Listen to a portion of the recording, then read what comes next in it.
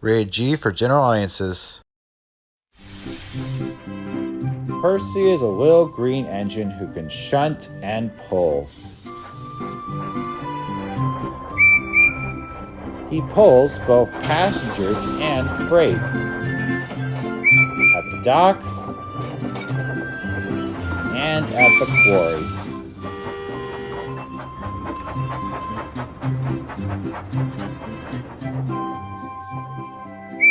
Percy's favorite job is carrying the mail, but sometimes Percy has so much to do, he ends up running late. One evening, Percy arrived late at Brendam Docks.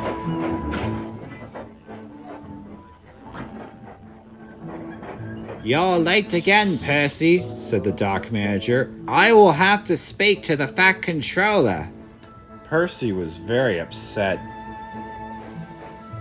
Percy returned to Tidmouth Sheds. The other engines were already asleep. Then, Percy heard voices on the other side of the sheds. It was the Fat Controller, and he was talking to Percy's driver. Percy tried not to listen, but he couldn't help himself. "Percy has been late too often this week," said the Fat Controller. "He must go to the scrapyards tomorrow." "The Fat Controller wants to scrap me!" gasped Percy. Percy worried all night long. The next morning the sun shone and the birds sang, but Percy was too upset to notice. "The Fat Controller wants to scrap me," he cried, "and all because I was late." "The Fat Controller wouldn't scrap a really useful engine," said Thomas, "and you, Percy, are a really useful engine." Percy felt better until he noticed the time. "I'm going to be late," he cried. Percy wheeshed away. If he was on time, maybe the Fat Controller wouldn't send him to the scrapyards. Percy's first job was collecting pipes from Brendam Docks, but when he arrived, Cranky was still unloading. "Hurry up, slow coach," wheezed Percy. "I must be on time." "I'll take as long as I like," said Cranky, and he went slower than ever.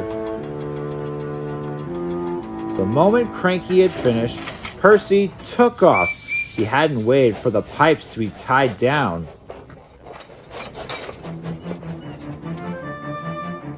Percy rounded the bend. The pipes slipped and fell all over the track, but Percy puffed on.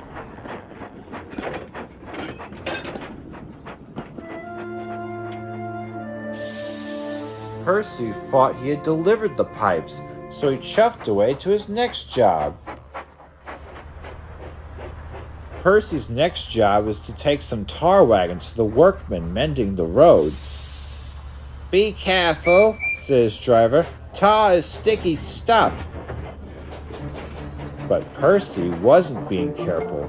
He was going too fast. Percy charged down Gordon's Hill. He didn't see Gordon in the express until it was too late. The brake van passed Gordon, but the tar wagons didn't.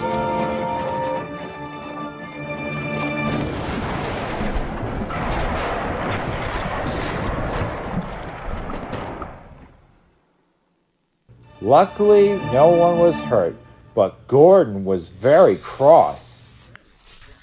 "Now look what you've done," he wheezed. "What will the Fat Controller say?" Percy thought he knew. "Oh no," he cried. "I'm sure to be scrapped now." And so Percy decided to run away. Harvey was clearing away the tar wagons when the Fat Controller arrived aboard Thomas. "Where's Percy?" he said. "He has caused confusion and delay." Gordon didn't know. "He just left very quickly, sir." "He heard you at the shed, sir," said Thomas. "He thought you were sending him to be scrapped." "I think I need a word with Percy," said the Fat Controller. "You must all help me find him." And so everyone looked for Percy. They searched high, and they searched low. They looked to and fro, but they couldn't see Percy anywhere. "What's to become of me?" Percy whispered, but there was no one around to hear. Percy looked very small and felt very lonely. Thomas and the fat controller were both looking for Percy on Thomas's branch line. Then Thomas suddenly had an idea.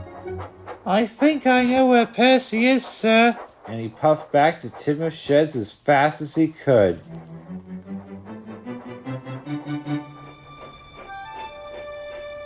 The sheds were very quiet as Thomas rolled into the engine berth. Percy, called the fat controller, are you there? "Please don't scrap me, sir," he said. "I didn't mean to be late or cause trouble."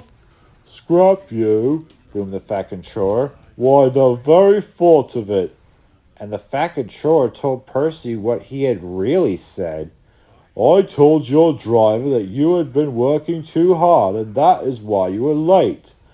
I have decided that after taking some scrap to the smelters, you were to carry the mail all week. Percy was as happy as he had ever been. "Do you really mean it, sir?" puffed Percy proudly. "The mail for a whole week? Thank you, sir." Percy couldn't stop tooting for joy. Thomas tooted too. It was good to have his friend back. So Percy carried the mail all week. He wasn't late and he didn't make a mistake, not one. And Percy decided never to listen to silly stories ever again, especially not ones made up by himself.